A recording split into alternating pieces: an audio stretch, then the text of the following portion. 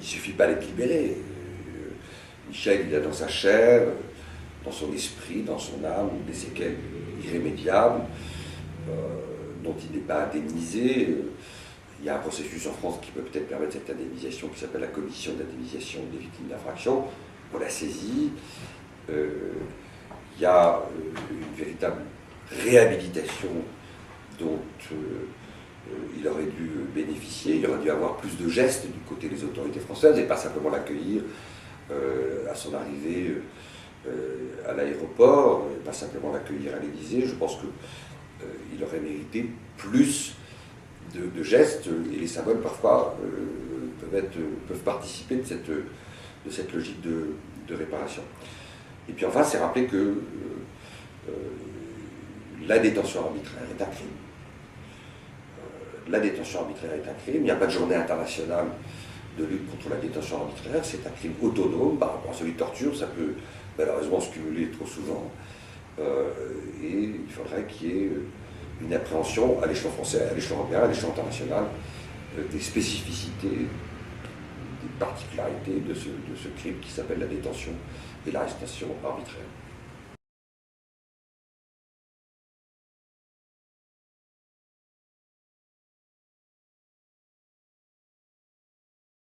L'ONU, comme elle le fait dans ces cas-là, après un processus d'investigation très long, ce n'est pas des avis qui sont rendus à la porte-pièce. La décision du groupe de travail de l'ONU, rendue à l'automne dernier, demande aux autorités camerounaises d'indemniser Michel de l'ensemble de ce préjudice, et ils sont considérables, ils sont multiples, de mener des investigations pour établir les responsabilités s'agissant de ce qu'il faut appeler des crimes de détention et d'arrestation arbitraire. Voilà les deux points essentiels qui sont demandés aux autorités camerounaises. On peut souhaiter, il y a des indications qui peuvent peut-être, mais il faut être extrêmement prudent, laisser croire qu'un jour les autorités camerounaises respecteront l'ensemble de ce qui est contenu dans cette décision, et pour l'instant on en est loin.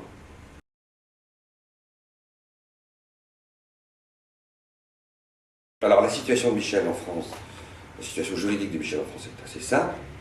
Elle est simple et compliquée, mais elle est simple parce qu'évidemment il fait l'objet d'aucune procédure en France, au Cameroun ou ailleurs.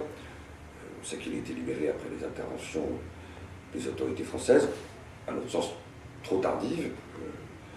Il aurait dû y avoir une mobilisation beaucoup plus intense, beaucoup plus forte, mais on ne va pas faire de polémique ici, c'est un autre sujet. Et il est partie civile dans une procédure en France, puisqu'il est convoqué par un juge d'instruction du tribunal de Paris le 1er mars sur la plainte qu'il a déposée pour séquestration arbitraire, suivie de mauvais traitement. Et on espère que les investigations peuvent identifier les agents publics camerounais, quel que soit leur grade de l'opposition, à l'origine de ces infractions.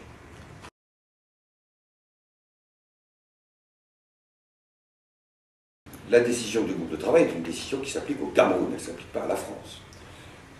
Mais je considère que la position française, si elle se limitait à dire on ne va pas s'ingérer dans cette affaire parce que c'est s'ingérer dans la souveraineté camerounaise, est une position un peu courte. C'est vrai que les effets juridiques sont des effets sur les autorités camerounaises, pas sur les autorités françaises. Mais est-ce que la France n'a pas un devoir d'accompagner Michel pour faire en sorte que cette décision du groupe de travail soit respectée, exécutée par Yaoundé? Je pense que oui. Mais il y a une militarisation de la politique étrangère française en Afrique que tout le monde voit chaque jour. Il y a une soumission à des agendas politico-militaires qui sont en lien avec la lutte contre le terrorisme. Et tout ça, malheureusement, a effacé et a largement relativisé les engagements qui ont pu être pris au début de la présidence de François Hollande, le discours de Kinshasa, le discours de Dakar. Tout ça, malheureusement, est un peu relativisé, c'est moins qu'on puisse dire. Et je trouve que les autorités françaises auraient dû mettre plus d'allant pour obtenir des autorités camerounaises qui respectent cet avis. J'ajoute qu'il y a une discussion. Il y a eu un avis qui a été rendu, qui a indiqué récemment que la détention d'Assange en Grande-Bretagne était arbitraire. Les autorités britanniques, les autorités suédoises ont considéré qu'il n'y avait aucun effet juridique.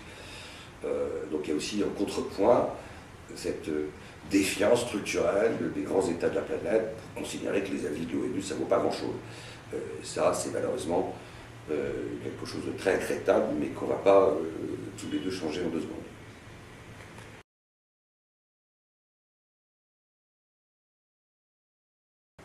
Moi, je ne fais pas partie. S'agissant d'une plainte contre la France, ce n'est pas pour l'instant d'actualité. Moi, je ne fais pas partie des avocats qui ont le goût de faire des effets d'annonce. Pour l'instant, ce n'est pas la question. Est-ce que la conduite des représentants de la France au Cameroun, dans la façon dont ils ont été autistes, inattentifs, sourds aux cris de douleur de Michel et en niant même sa qualité de français sur une durée très longue, est-ce que cette attitude pourrait être soumise à une juridiction? Il y a un débat technique. Ensuite, au-delà du débat technique, il y a une question d'opportunité de le faire ou pas. Ça fait partie des questions qu'on se pose, mais pour l'instant, aucune décision n'a été prise. On ne l'exclut pas, mais ce n'est pas pour l'instant ce qui, pour l'instant, s'impose pour nous de façon prioritaire. Michel a besoin de se construire, il n'a pas besoin de multiplier forcément les procédures. Ce n'est pas forcément un service qu'on rend à son client de multiplier les fronts judiciaires, et ça va dépendre de toute une série de paramètres, dont sans doute, parmi ces paramètres, la façon dont la France va se conduire vis-à-vis de lui sur l'année 2016. Les autorités camerounaises ont été gravement épinglées par le groupe de l'ONU sur la détention arbitraire. Les autorités camerounaises doivent indemniser Michel de l'ensemble de ses préjudices personnels, moraux, physiques, financiers. Il y a des discussions qui sont en cours. La question de la responsabilité de la France est une question qui a des aspects moraux, qui a des aspects politiques, qui a des aspects juridiques. C'est dans l'ensemble des questions qui, pour l'instant, se posent et dont on parle avec Michel.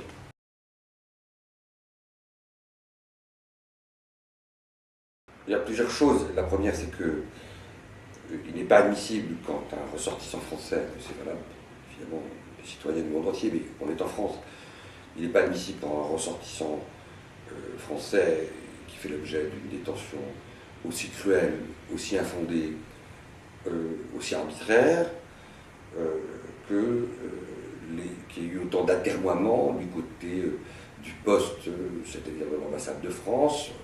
On a même mis beaucoup de temps à reconnaître qu'il était français. Il y a là quelque chose de tout à fait inadmissible. Il y a un mélange à la fois d'attentisme, de bureaucratie, de crainte de froisser les autorités camerounaises. Il y a quelque chose qui n'est pas admissible. Et une des premières leçons, c'est, et d'ailleurs c'est l'objet de la réflexion d'un certain nombre de sénateurs et de députés, réflexion à laquelle je participe, c'est qu'il y ait un devoir d'intervention des autorités françaises pour les Français qui sont détenus d'évidence de façon arbitraire, sans fondement, dans des conditions aussi cruelles. Je ne parle pas de tous les gens qui sont détenus, les Français qui sont détenus à l'étranger parce qu'ils commettent parfois des graves infractions. Et ce n'est pas du tout le cas, évidemment, s'agissant de Michel. La deuxième leçon, c'est que il ne suffit pas d'être libéré. Michel, il a dans sa chair, dans son esprit, dans son âme, des séquelles irrémédiables, dont il n'est pas indemnisé. Il y a un processus en France qui peut peut-être permettre cette indemnisation, qui s'appelle la commission d'indemnisation des victimes d'infractions. On l'a saisie. Il y a une véritable réhabilitation dont il aurait dû bénéficier. Il aurait dû avoir plus de gestes du côté des autorités françaises et pas simplement l'accueillir à son arrivée à l'aéroport, pas simplement l'accueillir à l'Élysée. Je pense qu'il aurait mérité plus de gestes, et les symboles parfois peuvent participer de cette logique de réparation. Et puis enfin, c'est rappeler que la détention arbitraire est un crime. La détention arbitraire est un crime. Il n'y a pas de journée internationale de lutte contre la détention arbitraire. C'est un crime autonome par rapport à celui de torture. Ça peut malheureusement se cumuler trop souvent. Et il faudrait qu'il y ait une appréhension à l'échelon français, à l'échelon européen, à l'échelon international, des spécificités particularité de ce crime qui s'appelle la détention et l'arrestation arbitraire.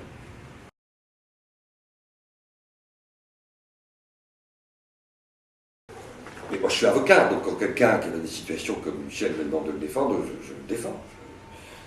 Il peut m'arriver de refuser de défendre des dossiers parce qu'il y a une incompatibilité, ça arrive évidemment rarement, un désaccord sur la stratégie de défense, ou le fait que la personne qui vient me voir porte une cause, porte une parole publique qui est très éloignée de ce que moi je souhaite incarner. Mais Michel, on ne peut pas imaginer plus harmonieux comme relation, comme rencontre, plus harmonieuse que la rencontre avec Michel.